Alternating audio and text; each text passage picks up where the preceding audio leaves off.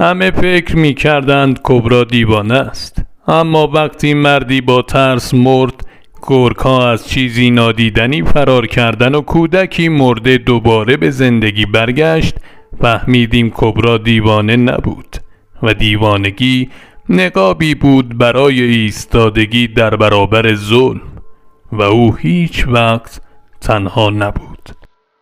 سلام به همراهان کانال داستان توهم ترس. اگه به این قسم از داستان‌های ترسناک علاقه‌مندین، حتما ویدیو رو لایک کنید و کانال رو سابسکرایب کنید تا همیشه همراه ما باشید. بریم سراغ داستان امشب. سلام، صبحان هستم. داستانی رو میخوام از یکی از اهالی روستامون تعریف کنم که سالها پیش براش اتفاق افتاده بود. داستانی که برمیگشت به زنی دیوانه به نام کبرا. زنی که همه فکر میکردند یه زن خلوچل دیوونه خطرناکه، اما کبرا اون چیزی نبود که ما میدیدیم. داستان و شخصی به نام عنایت از دوستان قدیمی پدر بزرگم در سالگرد فوت پدر بزرگ عزیزم برامون تعریف کرد. میگفت این داستان و پدر بزرگ منم در جریانش بوده، چون توی اون روستا زندگی میکرده، اما پدر بزرگ من از این داستان چیزی به ما نگفته بود. از اینجا یه داستان و از زبان خود عنایت براتون تعریف میکنم تا قابل فهم و درک باشه. سلام، عنایت هستم. سال 1330 در روستایی دور افتاده در اطراف کردستان توی ارتفاعاتی برفگیر زندگی می کردیم. جایی که زمستونهای سختی داشت و تابستونها هواش معتدل و کشاورزی و دامداری کار اکثر مردم بود و رونق خوبی داشت. توی روستای ما زن دیوانه ای زندگی می کرد به نام کبرا که از زمان فوت پدر و مادرش به بعد کم کم شبیه دیوانه ها رفتار کرد و طولی نکشید که به کبرا دیوانه معروف شد. البته من بچگی کبرا رو یادمه. بعد از اینکه پدر و مادرش بر اثر بیماری فوت کردن، عموی کبرا از شهر برای بردن کبرا به روستا اومد و خواست تا کبرا رو به شهر ببره، اما کبرا زیر بار نرفت و قبول نکرد. اون زمان کبرا 15 سالش بود و ترجیح داد که توی خونه خودشون زندگی کنه و کاک ناصر هم هر کاری کرد نتونست کبرا رو با خودش ببره. بعد از رفتن کاک ناصر، بهناز همسر کیومرث که حکم خواهر خونده مادرشو داشت و کبرا بهش خاله میگفت، از سر دلسوزی و دوستی که با مادرش داشت سعی کرد کبرا رو تر و خوش کنه و بهش رسیدگی کنه تا بلکه عروس بشه و بره سر خونه و زندگی خودش. تقریباً 2-3 سالی گذشته بود. کبرا در کنار بهناز هر روز زیباتر و خانمتر می شد و تبدیل به یک کدبانوی تمام عیار و زیبا و خوشقد و بالا شده بود و از اونجایی که بهناز دختر نداشت و برخلاف کیومرث آرزوی داشتن دختر رو داشت تا همدم و مونسش باشه، هر روز لباسهای خوشگل تن کبرا می کرد و موهاشو می بافت و حسابی مراقبش بود تا به قول معروف خار به پاش نره. اون زمونا دخترها زیاد از خونه بیرون نمی اومدن. برای همین من وقتی بعد از مدتها کبرا رو دیدم باورم نمی شد که این کبرا همون دختریه که بهناز شروع به تر و خوش کردنش کرد. همه از مادری کردن بی نقص بهناز می گفتن و از قد و بالا و زیبایی های کبرا. چندین خواستگار توی جوانهای روستا برای کبرا پیدا شده بودند که اونو حاضر بودن روی چشاشون قرار بدن و باش زندگی کنن.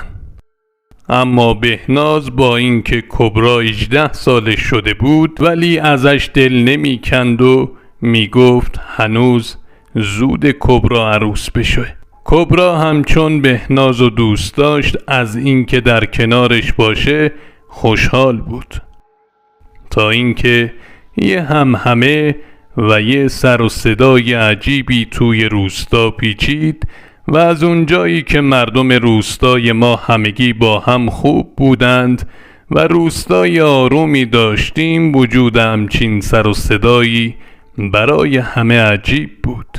تقریباً سر شب بود که همگی با شنیدن این سر و صدا از خونه هاشون زدن بیرون. وقتی سر و صدا رو دنبال کردیم به خونه بهناز و کیومرث رسیدیم. بهناز جیغ میکشید و به کبرا فحش میداد و میگفت بشکن این دست که نمک نداره.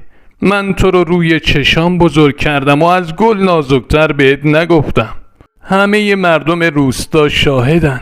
اون وقت تو قصد جون شوهر منو کردی؟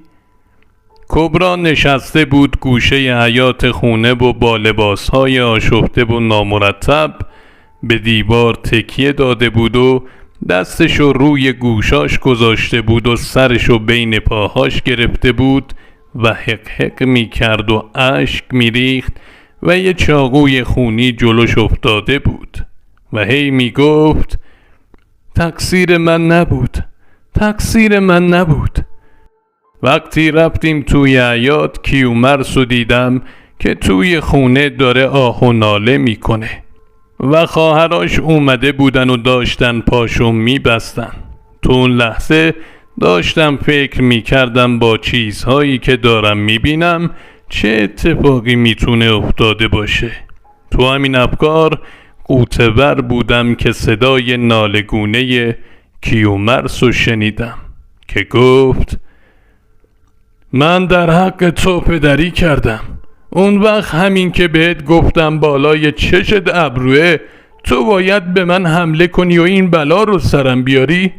آخه دختر یه ورپریده، من حکم پدر تو رو دارم. برو گم شو، دیگه نمیخوام ببینمت. همین چند سالم که تر و خشکت کردیم به خاطر گل روی بهناز بود. گم شو از خونه من بیرون. بعد با همون پای زخمی از جاش بلند شد و شروع کرد به داد و بیداد کردن. جلوش وایسادم و گفتم میشه بگی چی شده؟ کیومرثم گفت بهش گفتم چرا وقتی میری سر چشم آب بیاری با هر کس و ناکسی حرف میزنی؟ اونا نامحرمن و این کار یه دختر نجیب نیست. تا اینو گفت ناگهان کبرا انگار به سرش زده باشه از جاش بلند شد و جیغی کشید و به طرف کیومرث اومد و گوششو به شدت گاز گرفت و بعد از زخمی که به کیومرث زد در حالی که جیغ میکشید از خونه زد بیرون و به سمت کوهستان میدوید. کیومرث علم شنگه‌ای به پا کرده بود که بیا و ببین. چیزهایی که میگفت باور کردنی نبود. آخه کبرا 3 سال با اونها زندگی کرده بود و هیچ وقت تا حالا نشنیده بودیم بینشون مشکلی وجود داشته باشه. اما من از سر و صداهای کیومرث و اینکه همینطور داشت همه چی رو توضیح میداد و هی حرف میزد متوجه شدم یه جای کارش میلنگه. از بهناز که پرسیدم گفت بیرون پیش مرضیه خانم بوده و حرف زدنشون کمی طول کشیده. اما وقتی برگشت خونه کبرا رو دیده که تیزی به دست از خونه خارج شده و کیومرث رو دیده که در حال ناله کردن بوده. آهی کشیدم و نگاهی به کوهستان سرد و تاریک کردم و گفتم آخه دختر بیچاره الان تک و تنها توی کوهستان به این خطرناکی توی سرما و بین اون همه حیوان وحشی دووم نمیاره. معلوم نیست بیچاره الان داره چی کار میکنه. دلم براش خیلی سوخت. هر چقدر که فکر میکردم چرا بعد از 3 سال کبرا باید با کیومرث همچین کاری کنه، عقلم به جایی قد نمیداد. من و آسیه همسرم، دخترمو و پسرمو بودیم و یه بچه معلول داشتیم و یه بچه معلول دیگه هم بعد از اون به دنیا اومد و ما پیش هر طبیبی که رفتیم گفته بود در بچه‌ای که به دنیا بیاریم معلول میشه و جز زحمت و سختی برای شما و خودش چیزی عایدتون نمیشه. با این حال اون زمونا علم اونقدری پیشرفت نکرده بود که بشه روی حرف یه طبیب حساب باز کرد و دیگه بچه دار نشد. و همین جور که گفتم هر دو بچه ما معلولیت جسمی و ذهنی داشتند. برای همین داشتن یه بچه سالم آرزومون بود و دلم بدجوری برای کبرا میسوخت.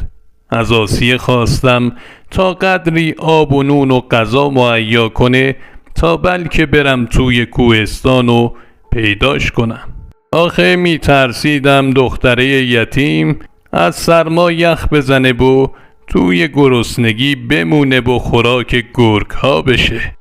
آسیه وقتی بقچه غذا رو به دستم میداد آهی کشید و گفت کاش کبرا بچه من بود. اون ذات پاکی داره و روا نیست که همچین سرنوشتی داشته باشه. نگاهی توی چشمای آسیه کردم. توی چشماش رنج و خستگی رو می دیدم. یک تنه 2 بچه معلول رو تر و خشک می کرد و از جونش براشون مایه می زاشت. یک بار هم نشنیدم این زن لب به اعتراض باز کنه و کفر بگه یا حتی از خدا بپرسه چرا من؟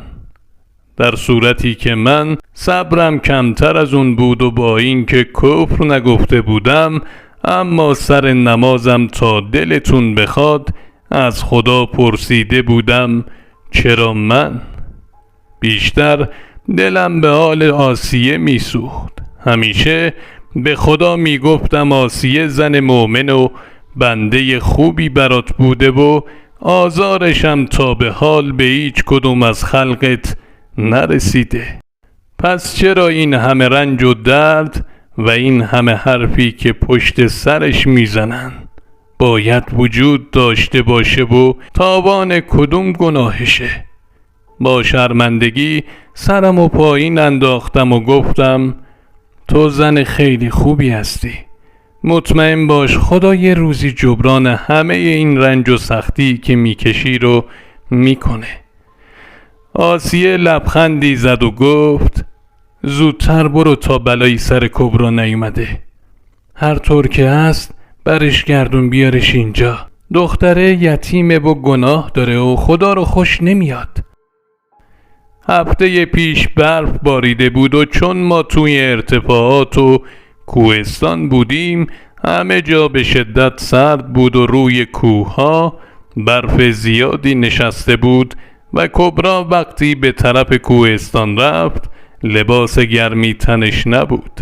لباس گرمی از لباسهای آسیه رو براش برداشتم و بردم و از توی حیاط رد می شدم که چشمم به هیزم ها افتاد و با اینکه هیزم زیادی نداشتیم و اون سال بسیار سردی بود و چوب زیادی مصرف کرده بودیم اما نگاهی به لباس گرم انداختم و با خودم گفتم این نمیتونه به تنهایی جلوی سرما رو بگیره.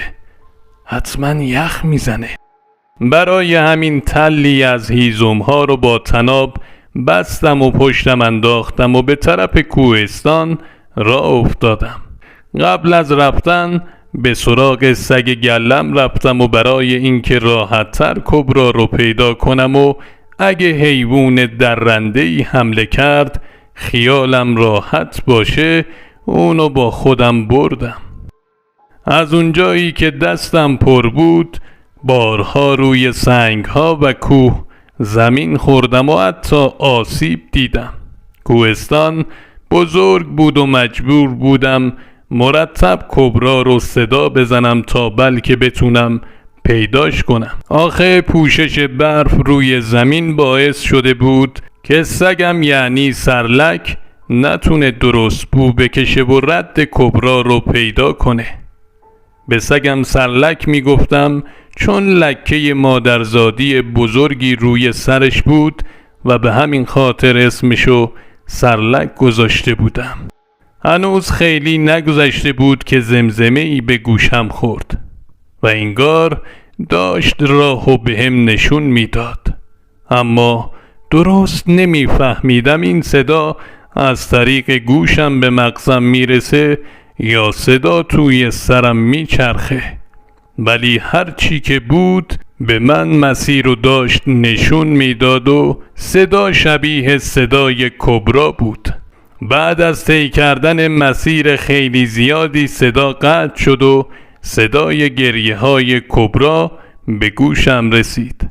با تعجب به اطرافم نگاه کردم و فهمیدم کبرا توی یک غار پناه گرفته و داره گریه میکنه، اما صدای گریه هاش به زور تا اونجا می اومد. پس چطور من صداشو از پایین کوه تا اون بالا مرتب می شنیدم و اصلا از کجا فهمیده بود که من دارم میام دنبالش؟ آروم رفتم به طرف غار. تو ورودی غار که رسیدم هر کار که کردم سرلک وارد غار نشد و به شدت سر و صدا می کرد. مجبور شدم خودم تنها برم داخل. کبرا یهو با دیدن من به شدت ترسید و با اینکه حسابی از سرما می لرزید اما فرار کرد و رفت ته غار و جیگ می کشید. آروم رفتم داخل و گفتم نترس، منم عنایت، برات لباس گرم و غذا و هیزم آوردم. اون همچنان جیگ می کشید. بهش گفتم چی شده؟ چرا از من می ترسی؟ تو که منو می شناسی. همون لحظه شروع کرد به صحبت کردن. انگار که داشت با خودش حرف می زد. سرشو به چپ و راست می چرخوند و با چشماش به سقف خیره می شد و با کسی انگار حرف می زد. کم کم نفس زدن و ترسش کمتر شد و آروم گرفت. همونجا ته غار نشست و لباس گرم و دادم و پوشید و بعد با هیزم‌ها آتشی درست کردم و غذا رو جلوش گذاشتم تا بخوره. کبرا بدون اینکه حتی یک کلمه با من حرف بزنه شروع کرد به خوردن غذا. غذاشو که خورد ازش خواستم تا با من بیاد بریم پیش آسیه. با سر به بالا اشاره کرد که یعنی جوابش منفیه. بهش گفتم آخه اینجا پر از گرگ و حیوان وحشیه و یکی از اونا که بیاد توی غار دیگه نمیتونی از دستش فرار کنی. خلاصه هر چی که گفتم قبول نکرد و مجبور شدم تا بدون کبرا برگردم. اون شب هوا سوز وحشتناکی داشت و تحمل این سرمای کوهستان خیلی سخت بود. اما جلوی دهانه غار وقتی از غار خارج شدم ایستادم و هر جور فکر کردم دیدم نمیتونم همینجوری تنهاش بذارم و برگردم. با خودم گفتم بهتر امشب و یه جایی همین دور و بر سر کنم تا خدایی نکرده اتفاقی براش نیفته و بعدم صبح راضیش کنم تا برگرده روستا. از ترس این که توی اون غار دوباره جیغ و فریاد بکشه و ناراحت بشه ترسیدم و دیگه به غار بر نگشتم و رفتم روبروی غار بین چند سنگ بزرگ که تا حدودی جلوی سوز بادو می گرفت و بین سنگ ها رو با سنگ ریزه ها پر کردم و سعی کردم تا وضعیت باد قابل تحمل باشه و بتونم اونجا بمونم. رفتم مقداری چوب جمع کردم، اما چوب و خار و خاشاک به درد بخور زیادی وجود نداشت. مقدار زیادی هم سنگریزه جمع کردم تا اگه گرگی، شغالی، خرسی چیزی حمله کرد بتونم حداقل با اونها از خودم دفاع کنم و نذارم بلایی سر کبرا بیارن. اون شب خیلی زود خار و خاشاک و چوبی که جمع کرده بودم سوخت و تموم شد و من تا صبح از سرما به خودم لرزیدم. نزدیک سپیده صبح با صدای سرلک به خودم اومدم و صدای خرناس‌های گرگ‌هایی که بوی شکار به مشامشون خورده بود به گوشم رسید. اونها تعدادشون زیاد بود و به شکل گله‌ای ما رو دوره کرده بودند. ناگهان یکی از اونها که انگار سردسته گرگ‌ها بود و از بقیه درشتر به نظر می رسید به طرف سرلک حمله بر شد و سرلک که سگ قدرتمندی بود از پسش بر اومد و بعد از اینکه سردسته گرگ‌ها دید از پس سرلک بر نمیاد فرار کرد و سرلک هم دنبالش رفت و من هر چقدر که صداش زدم تا نره گوش نکرد و رفت تا جایی که پشت کوه دیگه توی دید من نبود. همون لحظه گرگ‌های دیگه حلقه محاصره رو تنگتر کردن و جلوتر اومدن.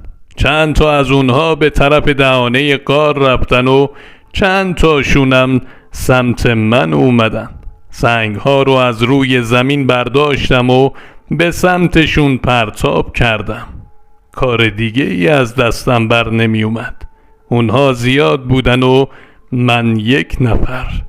سرلکم که رفته بود در تعقیب سردسته گرگ‌ها. رفتم بالای سنگ‌ها، اما اون تعدادی که به سمت غار رفته بودند در حال وارد شدن به غار بودند و من کاری از دستم بر نمی اومد که ناگهان سرلک از پشت سنگ‌ها با سرعت عجیبی بیرون اومد و خودشو به گرگ‌ها رسوند و با قدرتی که تا حالا ازش ندیده بودم و پنجه هایی که ناخن‌های بسیار بلندی داشت که من تا حالا متوجهش نشده بودم و دندونهای نیش تیز و بلندش یکی یکی گردن اونها رو به دندون می گرفت و به طرفینش پرت می کرد. 3-4 تا گرگ جلوی غارو که لت و پار کرد تازه اومد سمت گرگ‌هایی که در اطراف من بودند، اما گرگ‌ها انگاری بدجوری ترسیده بودن و فرار کردند. سرلک دوید و از کنار من عبور کرد و به طرف اونها رفت. انگار سرعتش از همیشه بیشتر بود و تیزی و بلندی دندونها و ناخناش بیشتر از قبل به چشم می اومد. اما یه چیزی از همه برام عجیب تر بود. سرلک وقتی از کنارم رد می شد لکه مادرزادی که روی صورتش بود و ندیدم و انگار وجود نداشت و من به همین چیزها فکر می کردم که دیدم سرلک که همین چند لحظه پیش به طرف پشت کوه گرگ‌ها رو تعقیب کرده بود از روبرو درست از همون مسیری که سردسته گرگ‌ها رو تعقیب کرده بود برگشت. اما چطور ممکن بود؟ اون همین چند لحظه پیش به طرف پشت سرم از کوه پایین رفته بود. به دقت سرلک و زیر نظر گرفتم، اما اون دقیقاً شبیه همیشش بود و هیچ تفاوتی با همیشه نداشت. با تعجب از بالای سنگ‌ها پشت سرم و پایین کوه نگاه کردم. چشام از تعجب گرد شد. گرگ‌ها می‌دویدن و فرار می‌کردند بدون اینکه سرلک به دنبال اونها باشه، چون سرلک کنار من بود. چقدر عجیب بود. دیگه هوا تقریبا روشن شده بود که تصمیم گرفتم برگردم روستا، چون میدونستم آسیه الان حتما خیلی نگران منه. از کوه پایین رفتم و به روستا که رسیدم دیدم صدای شیون و گریه و زاری به هوا بلند شده. بهنازو دیدم که خاک به روی سرش میریخت و خودشو میزد و گریه میکرد. وقتی ازش پرسیدم که چه اتفاقی افتاده، اهالی روستا رو دیدم که جنازه کیومرث رو از توی خونه بیرون آوردند. بله، همون شب کیومرث مرده بود. وقتی جنازه کیومرث رو بیرون آوردند، یه لحظه با دیدنش ترس تمام وجودم رو پر کرد. انگشت‌های کیومرث به عقب تا شده بود و ترس توی چهرش به خوبی نمایان بود. انگار از چیزی به شدت ترسیده بود و در همون حال خشکش زده بود و مرده بود. اون روز وقتی جسد رو به غسالخانه روستا بردیم تا ایوب مرده رو غسل بده، بعد از کفن پیچ کردنش وقتی کیومرث رو به خانواده و اقوامش تحویل داد، گوشه ای نشست و متعجب و حیرت زده به گوشه ای از قبرستون زل زده بود و فکر میکرد. ازش که پرسیدم چرا اینقدر خیالش آشفته است و این همه نگرانی و اضطراب برای چیه، گفت پناه میبرم از شر شیطان به خداوند بزرگ. و دوباره مکث کرد. انگار دوباره خیالش پرید جای دیگه‌ای. دستمو روی شونش گذاشتم و تکونش دادم و گفتم آقا ایوب، چی شده؟ چرا اینجوری میکنی؟ ایوب این بار گفت من تا حالا همچین جنازه‌ای ندیده بودم. تا حالا ندیده بودم آدمی که تازه مرده بدنش مثل چوب خشک بشه و گوشتش مثل سنگ سفت. باور کن وقتی می شستمش ازش ترسیدم. اونم من که 40 سال کارم اینه. همش فکر می کردم چشاش داره منو می بینه. انگار یه کسانی اونجا کنار جنازه بودند. یه کسانی که خیلی ترسناک بودند. عجیب بود. ایوب کسی رو ندیده بود اما از حضور موجودات ترسناکی حرف میزد که تنها درک حضورشون اونو به همچین روزی انداخته بود. اون روز کیومرث رو خاک کردیم و بعد هم همگی راه افتادیم به طرف روستا. وقتی داشتیم از قبرستون خارج می شدیم در کمال تعجب کبرا رو دیدم که از همون جلوی قبرستون به قبر کیومرث نگاه می کرد و می خندید. خنده هایی که واقعا مو به تن آدم سیخ می کرد. اصلا باورم نمی شد که کبرا، اون دختر معصوم، یه همچین خنده و چهره ترسناکی رو از خودش بروز بده. بهناز که مرگ کیومرث رو از چشم کبرا میدید بهش حمله کرد و همونطور که فریاد میکشید و به سمت کبرا میرفت یهو نفهمیدیم چی شد، به زمین خورد و روی زمین کشیده شد و به طرفی پرتاب شد. کبرا همچنان میخندید و ما بهت زده نگاهش میکردیم. نمیفهمیدم که چه اتفاقی داره میفته. کبرا همچنان در حال خندیدن بود و به حرف کسی گوش نمیکرد و انگشتش سمت قبر کیومرث گرفته بود و قهقهه میزد. تا اینکه من جلو رفتم و ازش خواستم تا برگرده خونه پدرش. تا اینو گفتم یهو ساکت شد و دستشو پایین انداخت و بدون این که حرفی بزنه چرخید به طرف خونه پدر خدا بیامرزش و رفت. زنهای روستا بهنازو از جاش بلند کردن و کمکش کردن تا برگرده. وقتی از بهناز پرسیدم که چه اتفاقی افتاد، گفت وقتی داشتم به کبرا هجوم می بردم یه لحظه انگشتان دست کسی رو روی قوزک پام حس کردم. دستاش خیلی سرد بود، انگشتاش دراز بود و دور قوزک پام پیچید و یهو منو کشید عقب و از زمین بلندم کرد و پرتم کرد. همه حرفای بهناز و روی حساب عزادار بودنش میذاشتن و فکر میکردند توهم زده، گرچه زمین خوردنش و پرت شدنش از نظر ما هم عجیب به نظر می اومد. اما کسی باورش نمیشد که همچین اتفاقی افتاده باشه.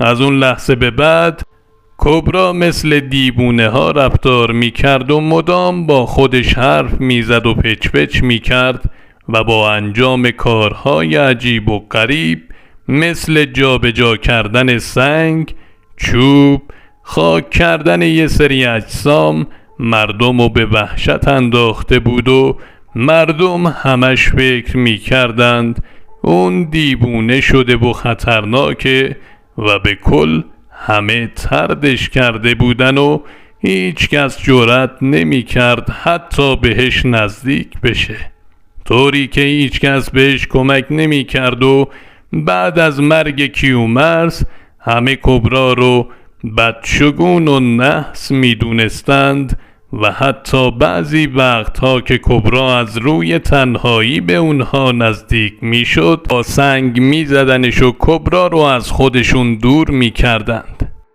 یه روز که من و آسیه بیرون نشسته بودیم متوجه شدیم مردم دارن به طرف کبرا سنگ پرتاب می کنند. وقتی دلیل این کارشون رو پرسیدیم گفتند اون نحس و بدشگونه و باعث مرگ کیومرث شده و تا باعث مرگ کس دیگری نشده باید از این روستا بره.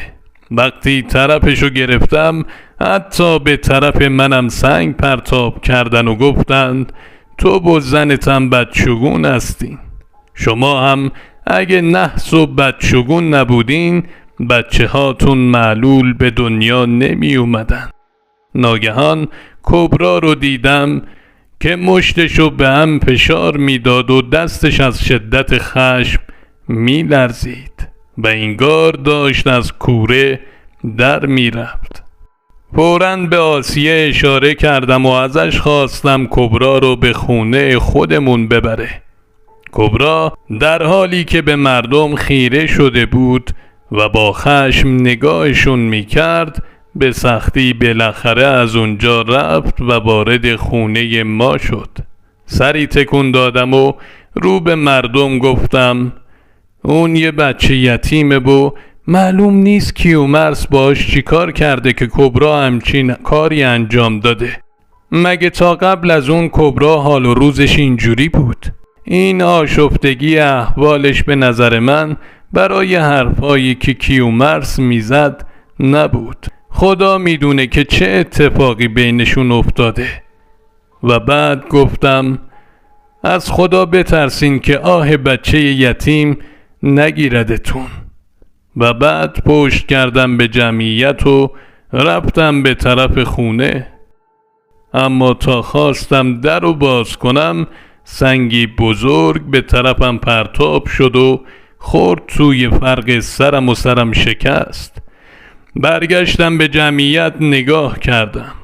هیچ کس حرفی نمیزد و نفهمیدم کی این کارو کرد.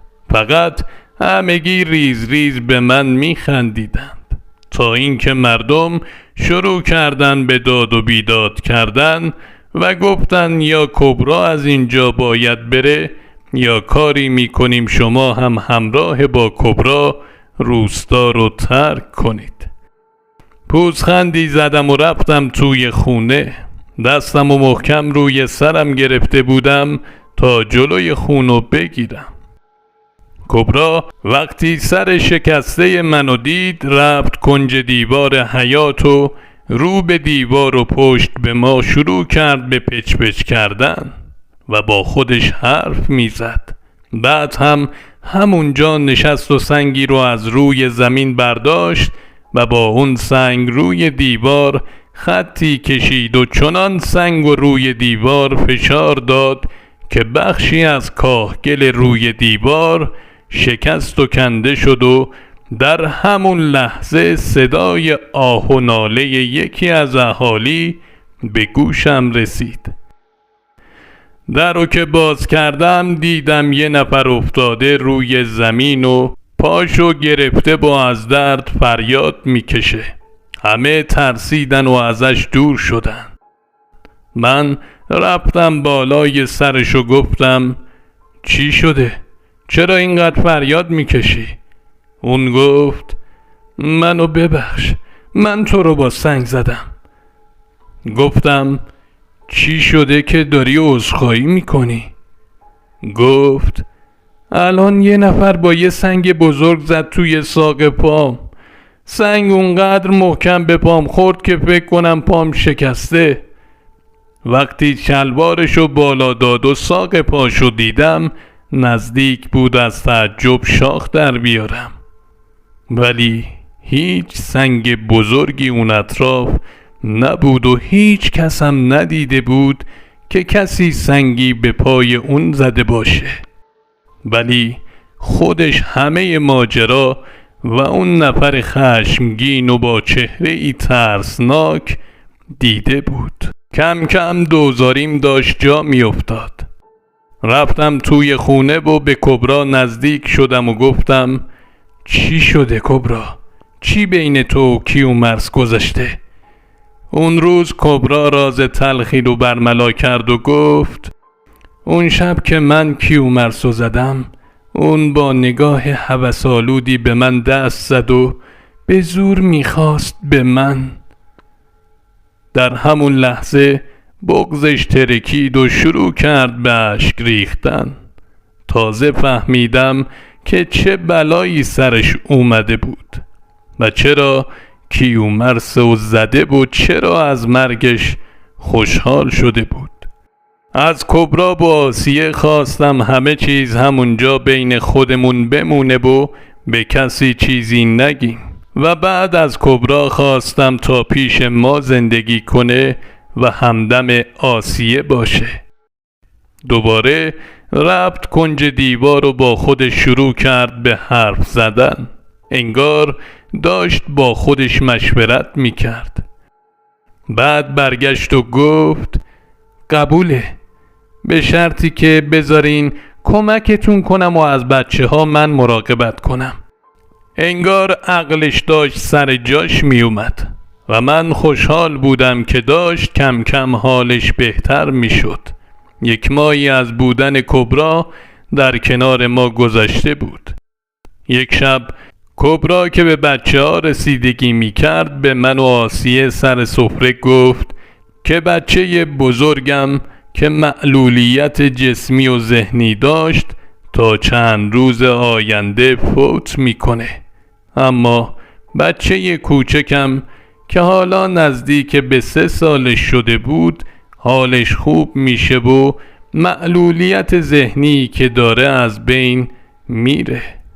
فکر میکردیم اینم جزئی از دیوونه بازیاشه، اما همونطور که گفته بود چند روز بعد از اون شب بچه بزرگم شب خوابید و صبح دیگه از خواب بیدار نشد. چند سال سخت و با درد و رنج کنار ما زندگی کرده بود، گرچه ما چیزی براش کم نذاشته بودیم. آسیه خیلی به هم ریخت و کم کم داشت نسبت به کبرا بدبین می شد و اونم حرف مردم رو می زد و فکر می کرد اون نحس و بدشگونه و داشت روی من فشار می آورد که از خونه بندازمش بیرون و ببرمش خونه پدرش. درست همون شبی که وسط عزاداری برای بچم آسیه گیر داده بود تا همون شب کبرا رو از خونه بیرون کنم، کبرا که توی اتاق بغلی با بچه کوچکم داشت بازی می کرد، بچه رو بغل کرد و وارد اتاقی که ما توی اون در حال صحبت کردن بودیم شد و انگار که حرفهای ما رو شنیده بود، با دلی شکسته بچه رو به آسیه داد و رو به ما گفت: بابت همه کمک هایی که به من کردین ازتون ممنونم. شما آدم های خوبی هستین و من از شما چیزی به دل نمیگیرم. و بعد به آرومی از خونه خارج شد و رفت. آهی کشیدم و به آسیه گفتم: این بچه یه دختر یتیم بود، چرا دلشو شکوندی؟ آسیه خواست با ناراحتی جوابمو بده که یهو بچه کوچکم شروع کرد به حرف زدن و مرتب بابا و مامان میگفت، در صورتی که معلولیت ذهنی داشت و اصلاً نمیتونست حرف بزنه و چیزی یاد نمیگرفت. آسیه با خوشحالی در حالی که بچه توی بغلش بود دوید دنبال کبرا، اما هر چقدر که دنبالش گشتیم پیداش نکردیم. بله، کبرا برای همیشه از پیش ما رفت و ما دیگه هیچ وقت کبرا رو توی روستا ندیدیم. اما بچه‌م هر چقدر که بزرگتر می شد باهوشتر و زرنگتر می شد و دیگه هیچ مشکلی نه برای حرف زدن و فهمیدن و نه برای راه رفتن داشت. انگار درست شبیه یه آدم عادی شده بود، انگار معجزه شده بود. کم کم متوجه شدیم علیرضا پسرم با کسی صحبت میکنه و وقتی که ما نبودیم با یکی بازی میکرد. بعدها وقتی این موضوع تکرار شد و ازش پرسیدم با کی حرف میزنه و بازی میکنه، گفته اسمش خاله کبراست. بله، من هیچ وقت نفهمیدم کبرایی که از خونه ما رفت کی بود، جن بود یا که آدمی زادی که اجنه پشت و پناهش بودند. اما همینقدر میدونم که من بی‌دریغ و فقط برای رضای خدا خواستم دل کبرا که یه بچه یتیم رنج دیده بود و شاد کنم و خداوند در نهایت به من و زندگیم برکت داد و بچه ای رو به ما برگردوند که بعدها فخر زندگی ما شد. این بود داستان امشب از کانال داستان توهم ترس. اگه لذت بردید حتما ویدیو رو لایک کنید و نظراتتون رو توی کامنت ها بنویسید. کانال رو سابسکرایب کنید و زنگوله رو فعال کنید تا هیچ داستان هیجان انگیزی رو از دست ندید. تا داستان بعدی مراقب تاریکی باشید.